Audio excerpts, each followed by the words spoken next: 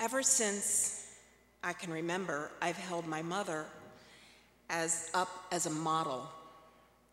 So different in personality, yet she was my teacher, my first teacher, and her identity for a very long time has intertwined with mine. I measured myself by my mother. She was my constant companion. She spent many hours telling me stories, teaching me songs that she learned as a child. Some of those were songs from church, but they also were songs like I Had a Little Doggy and Whoever Took My Big Black Dog, and others. Mother gave attention to detail in a way I've never been able to do. She taught me to iron my father's handkerchiefs so that the corners were straight until I graduated to something more complicated. She taught me to sew and sewed all of my dresses until I learned to do it well enough. She taught me to wash the dishes in the correct order. First the glasses, then the silverware, then the plates, and last the pots and pans. I could never attend to all the details as well as she could. But she was not critical of that. She allowed me to be myself. We lived in a tiny parsonage next to the church where Dad was pastor, and she was his partner in that. And she and I sat through many, many meetings. She never seemed to tire of those meetings. And she calmed my restlessness by stroking or playing the piano on my arm.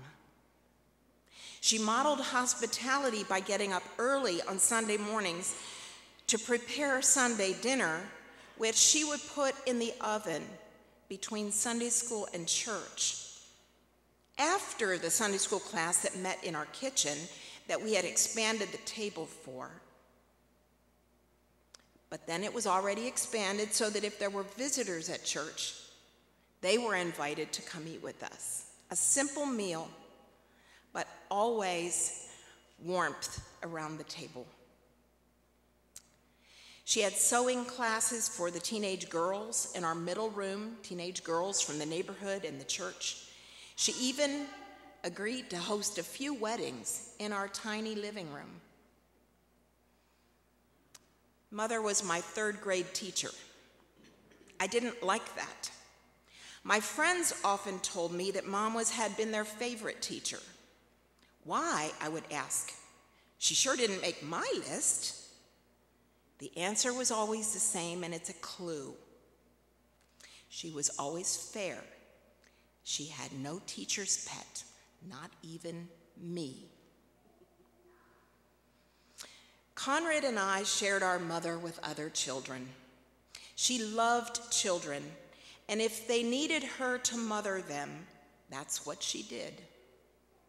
I talked to Jordan Talkington in the last few days, a little boy who spent several months in our home at different times, and he called missing Mom, and I reminded him that she loved him and about a picture we had of him and her, and he said, "She was my mom." Yet Mom was in very many ways a private person. In the small cabinet beside her favorite chair, I'm finding some of her treasures: cards, notes, letters, journals, notebooks from her 2 years of college in the mid-40s, when she had insisted on taking Greek with the other male students, even though they said, which she did, quit in the middle and didn't really use it. She loved the learning so much that she saved those class notes, assignments, papers, and tests from those college classes through all the moves of her lifetime. They went with her. I'm finding poetry she wrote, music she wrote, and she kept much of the creativity to herself. Mother aged gracefully. She never raged at her decline. She moved from the organizer of tasks to doing whatever part she could. And as she lost her hearing, she could laugh at herself when she realized that what she thought she heard was nothing like what had been said. She wanted to set the table, unload the dishwasher, do the things she could. And when the light was bright enough, she read the daily newspaper and the guidepost and the birds and blooms and enjoyed the Wheel of Fortune. She played bookworm on her laptop. And when her illnesses made it difficult to make her own decisions as to what to wear, she accepted my suggestions. She took prayer seriously. She prayed for all of us, children and grandchildren and great-grandchildren. She prayed for people going through illness, difficult marriages, or personal struggle that they had confided in her. She spent time praying, and she wanted to know how her prayers were answered, if she could. All my life, I've counted on her prayers.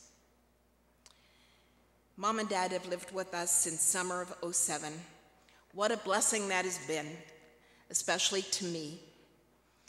Her eyes light up when I come home from work or from a trip, and when Conrad drives in and we say, "Conrad's here," they light up again. I will miss her gentle suggestions, the touch of her hand when we pray at a mealtime. But we released her on Tuesday morning early, didn't we, Dad? And we're good with that. It's another change, and a good one. Thanks, Mom.